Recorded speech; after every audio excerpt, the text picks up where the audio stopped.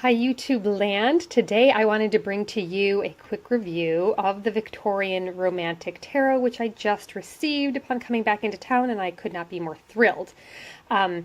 If you know me or have followed me at all on Facebook or YouTube, you will know that I adore Baba Studio's decks, so I could not wait to receive the Victorian Romantic in the mail. When I got it, I have to tell you, I've had a little bit of mixed reaction, and I'm going to go through that with you in this video, okay? I'm just going to start with the book because I happen to have it out. This is the gorgeous book. I decided to order that. As you can see, I've already started my process up here. I need to know where swords and cups and wands and everything are. They've done a beautiful job of illustrating in color. Can you see that? There we go. The images from the deck, giving a beautiful description of the card and interpretation, which really relates right back to the image and where they got the image. So they're going to give you the source of each one of the images and the little story, which to me is fascinating and adds an entire another level to your reading that you might not get if you didn't get the book. So I'm going to start by saying, please do get the book. It adds depth to your readings. You don't have to get the book. This is a beautiful intuitive deck. It reads intuitively beautifully, so you don't need the book. But I have to say that this one is so well done. God, that's one of my favorite cards in the entire deck. It's so well done that it seems like it would be a big disappointment to miss out on it. Okay, so I just want to show that to you, how stunning it is. Some of the examples of the actual art from which the images are taken and the history is just, it's fascinating. Okay, so that's the book. Get it, get it, get it. Next, I just want to take you through some of the differences between the third edition and the second edition. I only have the second and third. I don't have the earlier edition or the golden edition. This is the only one I have. So this was the second edition of the Victorian Romantic Tarot, and this is the third edition. First of all, we can start by saying, wowza on the box design. Yes, I mean, impressive, beautiful colors, lush, stunning. The box is, as we've come to expect from Baba Studio, the clam case, nice and solid. Okay, this is a great way to store your decks. I think I always store my decks in my Baba boxes. So that's the box. Let's talk about the card back, because that's another change. Okay, so the card back of the second edition was this kind of gold and teal, and the third edition is this royal blue and white with a little bit of gold. There we go, now we have some focus. Here's one of the areas where I'm going to tell you I was a little thrown off and I wasn't necessarily thrilled, partially because these cards, if you see them, I mean, they're stunning, but also they have this beautiful subtlety to them. They're not wild pops of color, they're subtle pops of color.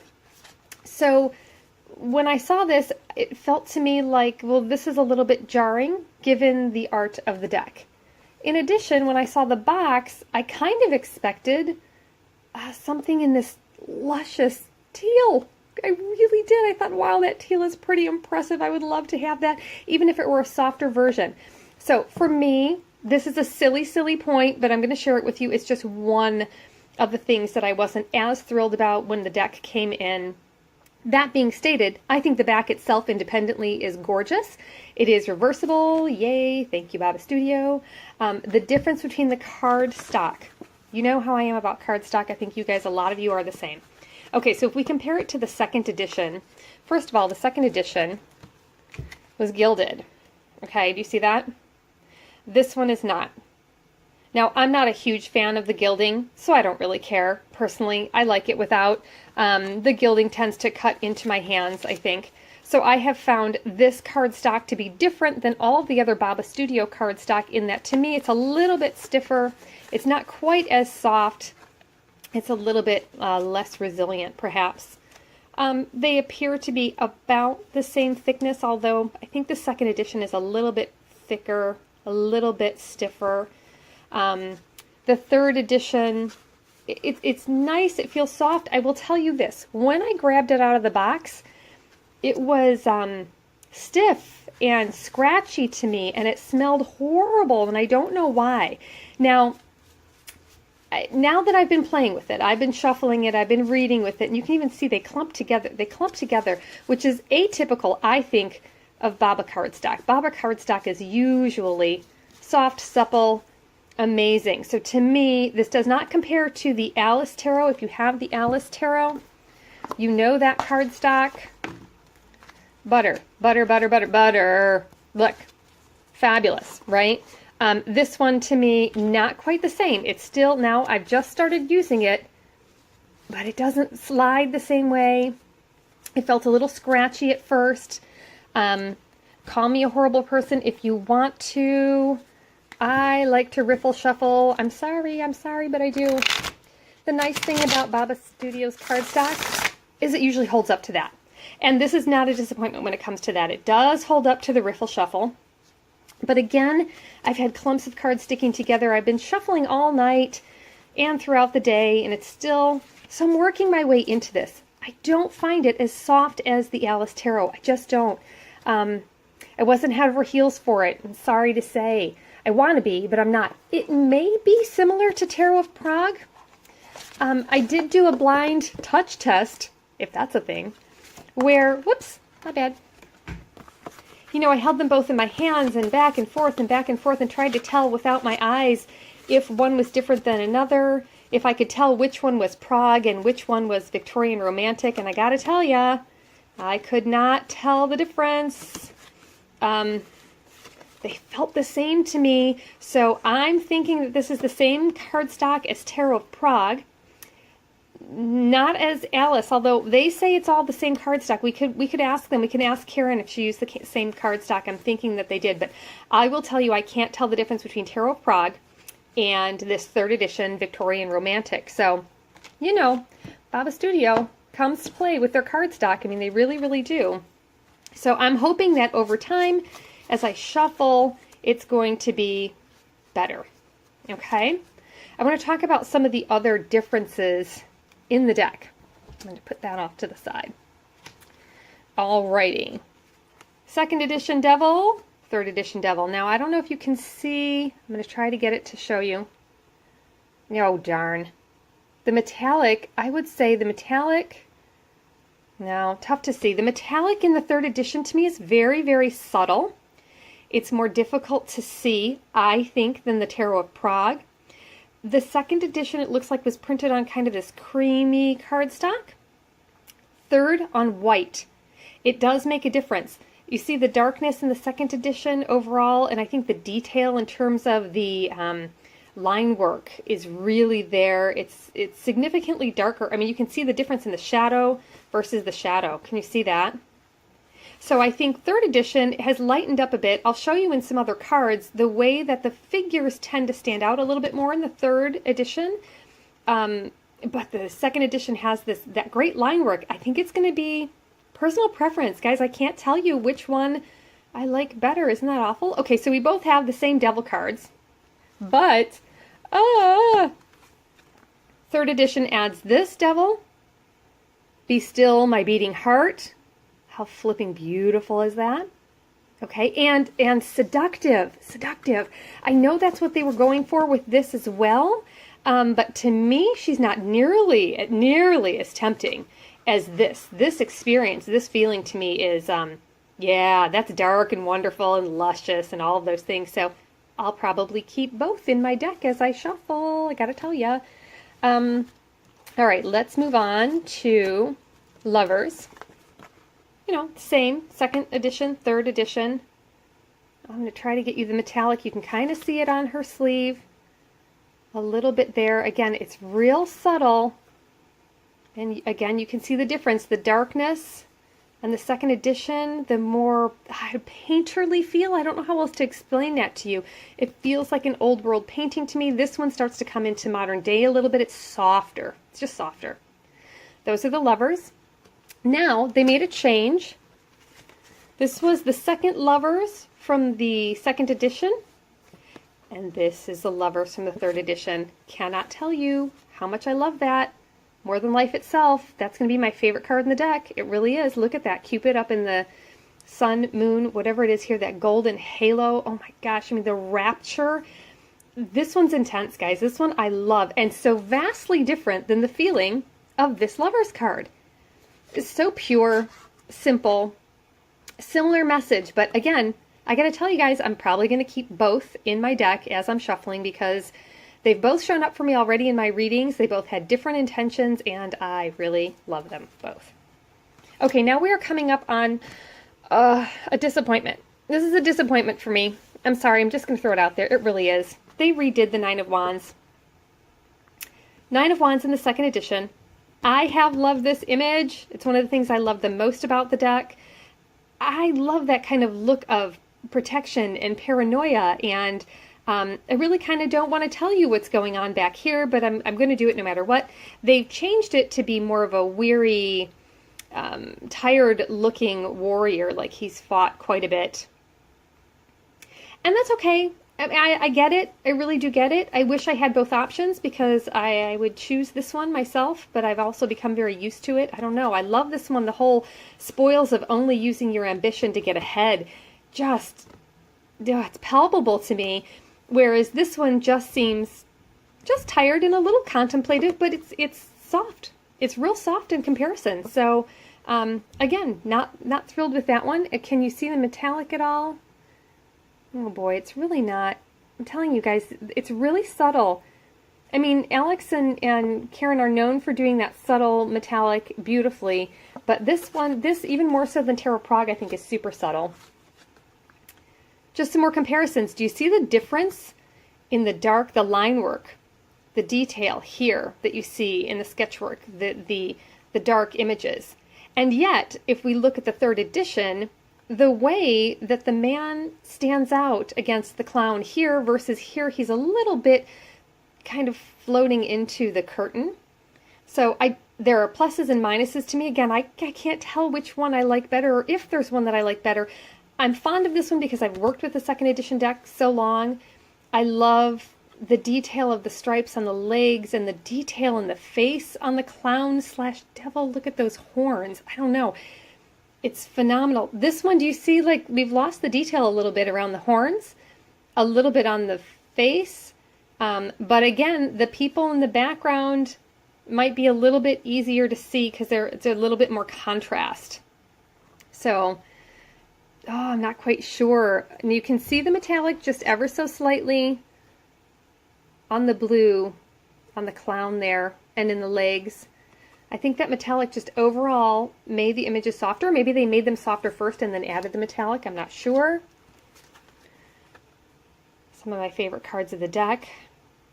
Again, you can kind of see the difference in the line work and detail versus the third edition with the metallic and maybe the core cardstock. I don't know. The whole cream background versus white.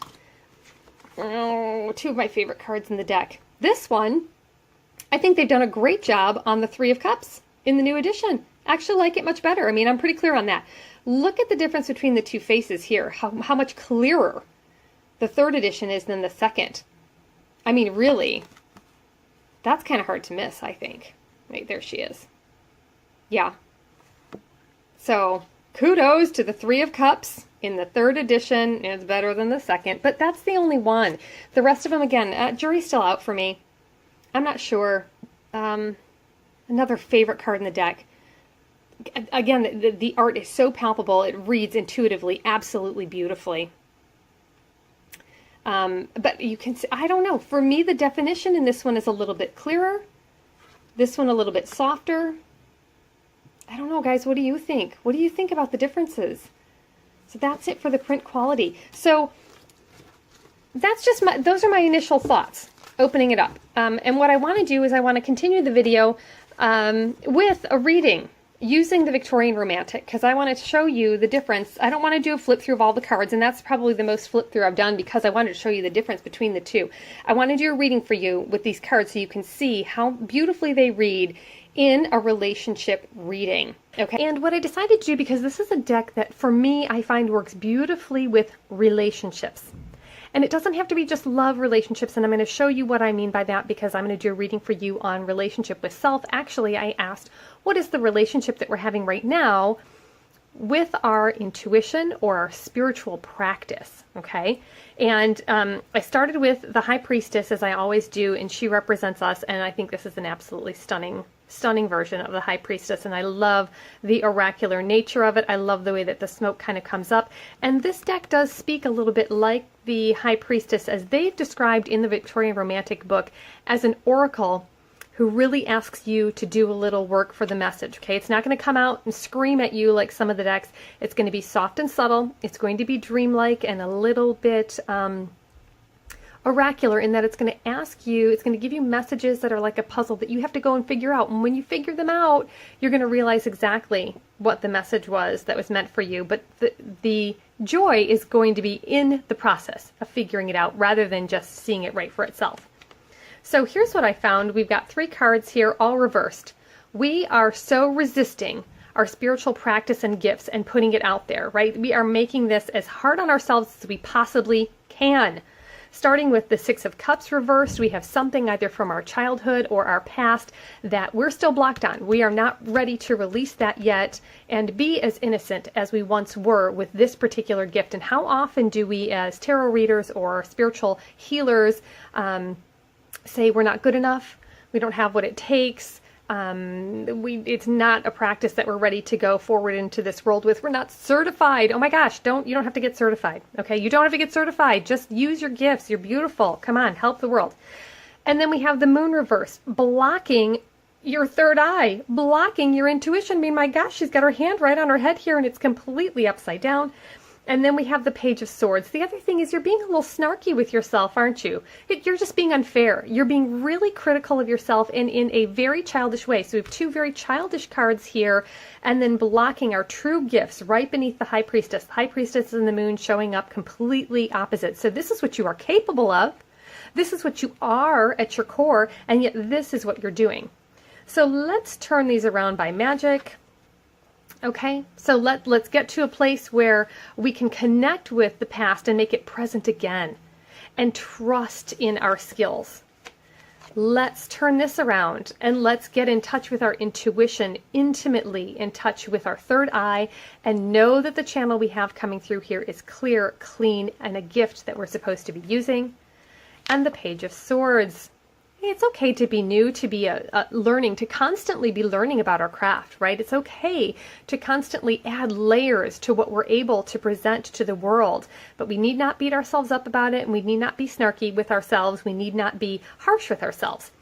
And now that I have this card here, I want to show you something that I didn't realize in the earlier part of my review video, which is the Page of Swords is different. Yes, indeed it is. Second, third. Let me tell you something. I'm way more in love with this particular character from the 3rd edition.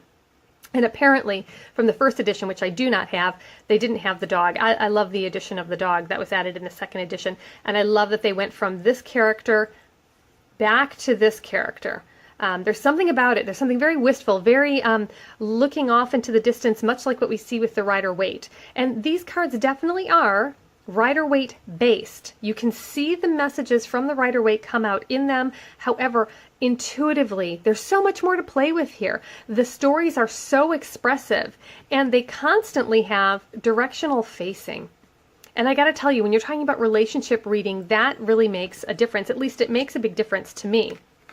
So here we are, the High Priestess. Oh, I'm so sorry.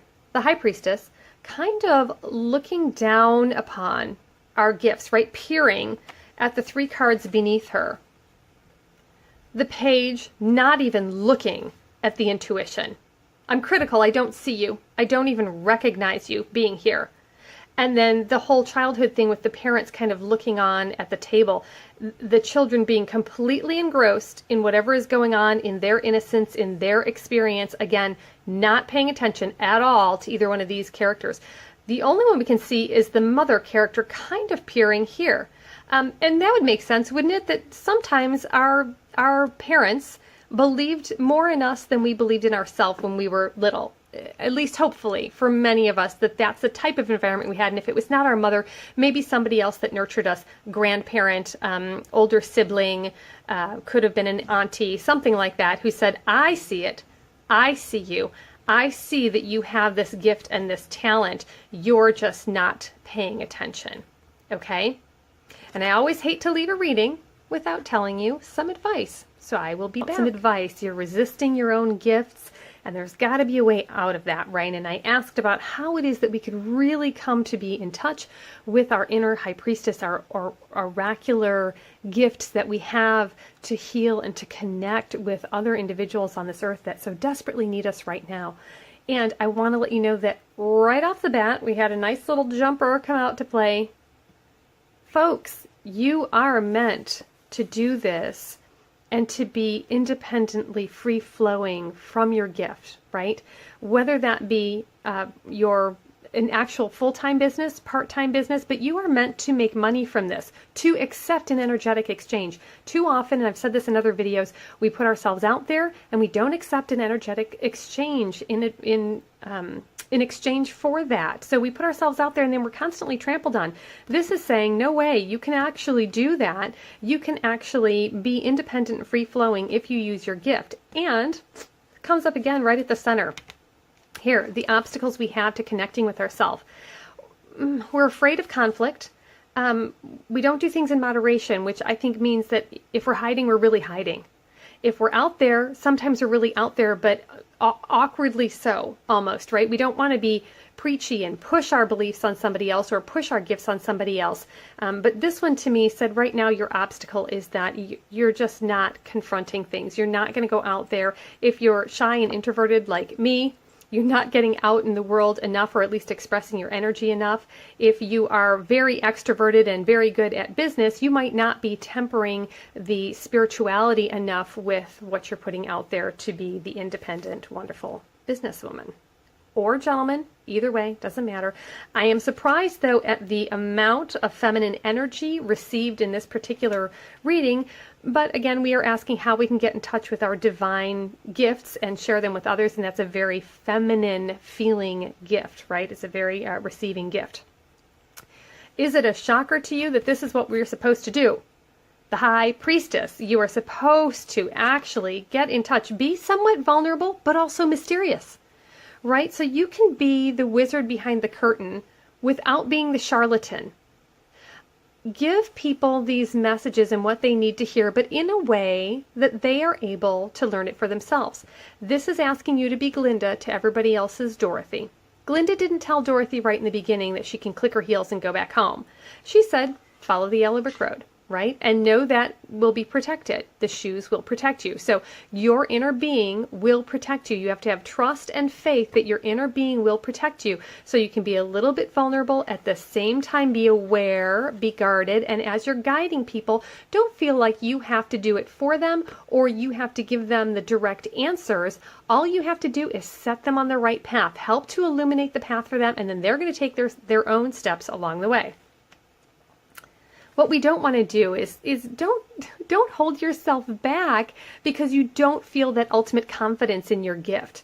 Go ahead and be just confident. Stand up tall. What you've done is enough. What you've learned about tarot or Reiki or astrology or whatever it is that you practice, it is more than enough because you only have to be one step in front of another to help guide them to that step, right? And all you're doing is lighting up the path. So please don't hold yourself back. No shrinking violets in this group, okay? Time to put yourself out there. Put yourself out there appropriately and blend the way that you're doing it, but put yourself out there, okay? Here's what you can draw upon. It's the Three of Cups reversed. Resist what everybody else is telling you to do. Even if it's me, I'm not asking you to listen to me. I'm just sharing what the cards came up with, right? What everybody else in the tarot community is doing or tells you you should do. What everybody else in the Reiki community says you should do. What everybody else in the spiritual community says you should do. What the marketing people say you should do. What your spouse says you should do. What your family says you should do. Okay? You are actually very in touch with yourself and you are capable of supporting yourself and playing nicely with these folks, right? Celebrating with them and supporting them and believing in them, but you also have to do the same for yourself, okay? So I want you to turn this around. You don't have to be influenced by them in a way that makes you the shrinking violet that brings you back down. Listen to them and just allow it to run right through you, okay? Don't be too influenced by that, because everybody has their own view on what's going to work, and you certainly are going to have your own view on what's going to work for you as you're expressing your gifts. If you do that, finally, here's what we have. Four of Pentacles reversed. This I love in the reverse position for you, because it really does say it's finally time to release and get rid of the lack mentality. Too often we have a lack mentality around our gifts, and we're not able to accept that our gifts could actually bring us this beautiful abundance and luxury and free-flowing independence and financial freedom, when in reality it can. If we listen to all of this advice, then we actually get to release the lack mentality. So it's almost like a beautiful big exhale for us. In terms of the Four of Pentacles, you're going to have a great foundation upon which to build. Yes, something worthy of protection, worthy of investing into, but it's also going to give you that breadth and freshness to be able to expand yourself into a place where you can have this feeling of free-flowing abundance, okay? So again, we can kind of take a look at how these cards read intuitively and how they speak to one another. They're very different than Rider-Waite. You know, they don't all mirror. Certainly, this one mirrors, I think, the Three of Cups. That even has 3 cups. I mean, how beautiful that is. But then it's got more for you to go on. Even if you look here, let's talk about intuitively how we might read that. We've got one party here with her mask off, the others with their mask on. So when I said earlier, don't listen to what others are saying for you or how they're directing you, right here, they just have nothing more than their masks on. They're drinking in merriment, and that's fabulous. And you can drink with them and enjoy and have celebration with them. But I want you to be authentic to you, which is very different than what they are willing to do. They're more going to go with the crowd. They're going to be the sheeple, for lack of a better term, and that is a burden to you. Do you see how these figures have the entire top of this column resting on them? Listening to the two of them is a burden to you, and that's how this particular deck, you can read so much into what's going on. You can get really rich messages from it. Okay, I hope you all have loved the Victorian Romantic. Whether or not you get the 3rd edition or you're able to get your hands on the stunning 2nd edition or even the Golden edition, I love them both. This is a deck not to be missed in any way, shape, or form. It speaks beautifully. Intuitive readers, you are going to love this. Waite Smith people, you are going to find what you're looking for here in terms of the structure and the foundation. The wistfulness of the images, the detail, and the intuition is all going to be something that I think you will love. The cardstock is luscious, although I gotta tell you, it took me a little while to get to that point. They're softening up now. I'm getting more and more happy with them. Okay? I would love to hear what you guys think about the deck. I hope you have a great day. Adore you. Thank you so much for being here.